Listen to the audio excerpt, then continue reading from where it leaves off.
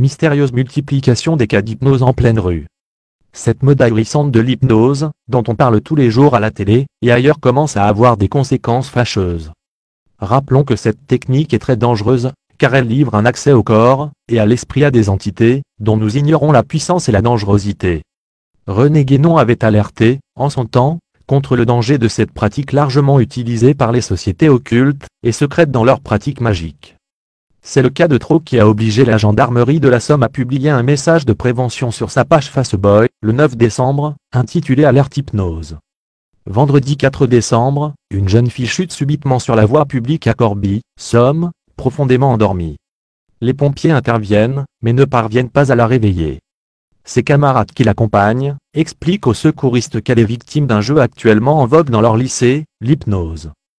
Plus réceptive que les autres, la jeune fille s'endort systématiquement, dès qu'elle entend le mot dormir sans dormir ou un claquement de doigts. C'est redoutable, les pompiers ont pu s'en rendre compte.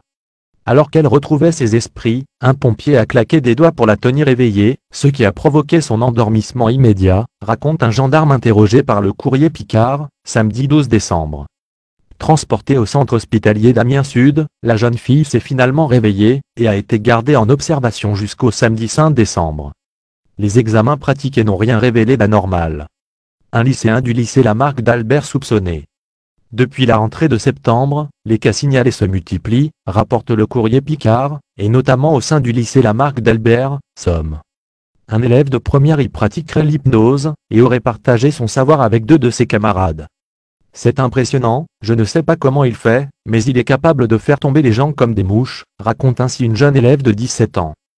Quand on est une fille, ce n'est vraiment pas rassurant. Un autre, interrogé par le Courrier Picard, est lui aussi inquiet. Au début c'était marrant, là, ça commence vraiment à devenir lourd, perso, je fais tout pour les éviter.